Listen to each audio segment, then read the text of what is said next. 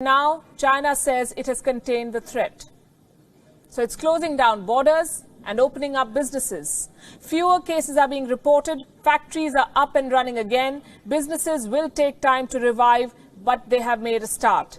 Companies are being encouraged to make coronavirus supplies. They're making equipment other countries might need to fight the outbreak. Gloves, masks, personal protection equipment, even ventilators.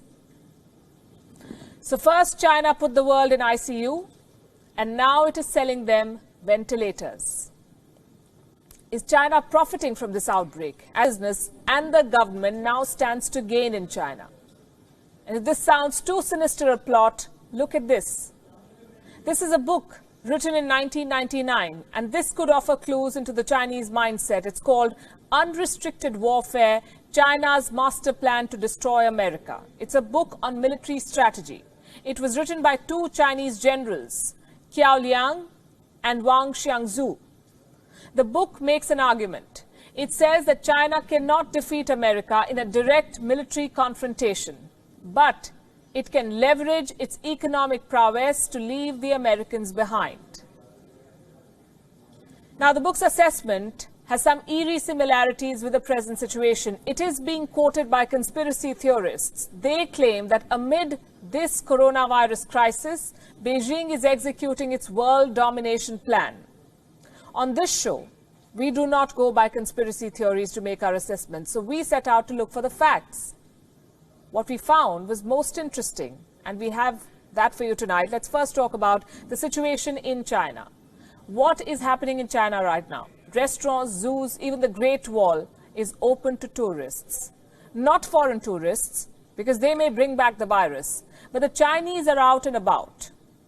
As we say in television, they're moving towards normalcy. Restrictions are being lifted, factories are coming back online, businesses have resumed in many parts of China. At this rate, China's businesses will be up and running in a few weeks. With the measures we have started to take, with the return of the work of the workers and the resumption of productive activities by the factories across the country, I think the Chinese economy is coming back to life. Coming back to life. They have a plan, revive the economy. What does this tell you? While major countries are struggling, China is already making a head start. China also has an interesting pattern. Look at this map. This is Wuhan and the rest of China. The coronavirus outbreak in China is what this map details. Now, some of the biggest cities in China were largely insulated from the outbreak. I say this is interesting because while the virus spread and unleashed chaos in the remotest corners of the world, it couldn't do much damage in China's top cities. I'll give you examples with numbers. Let's start with Beijing. Beijing has recorded more than 500 cases. 8 people died in the city. Do you know what's the population of Beijing? 2.15 crores.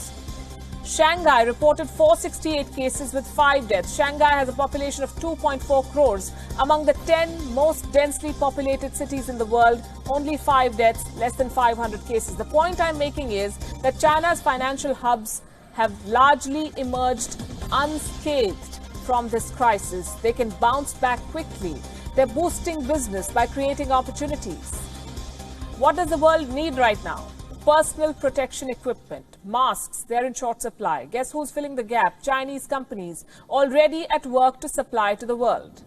According to a report, almost 9,000 new manufacturers started producing masks in China this year. They began business in the first 2 months of 2020. China's daily mask production has crossed 116 million now. Many companies have overseas orders. They're selling outside China. One of the biggest companies is Dawn Polymer. This is a Chinese company. It supplies the fabrics used to make masks. Dawn Polymer has a 40% market share in China. And the value of its shares, the company's shares, has shot up by, listen to this, 417% since January. 417% in 3 months. The holdings of the company's founders now stand at a whopping $1.9 billion. The coronavirus crisis has only meant good news for their business. Here's another example of China creating opportunities from the crisis. Buying out distressed assets. Case in point, Australia. The Scott Morrison government is worried about Chinese companies taking over Australian businesses. Reports say Australia's Foreign Investment Review Board is now gearing up. Why? Because they fear takeover attempts from China. Distressed Australian businesses and assets are on China's radar. It's not just Chinese companies that stand to gain. Foreign companies based in China are also back in action. BMW's factories resumed operations in February itself, last month. Fiat Chrysler has also restarted production. Foxconn has resumed work in its mainland China factories.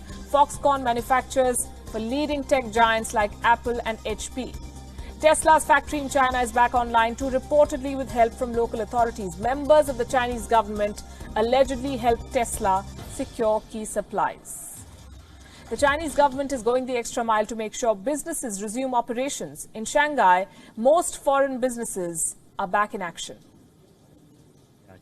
All foreign-funded enterprises have resumed operation, with an 80% employee return rate and a 70% business resumption rate. The overall situation is steadily improving.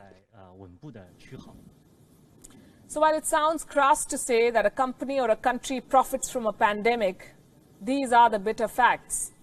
China exported a virus to the world. Now the world is sick and China is selling them the balm.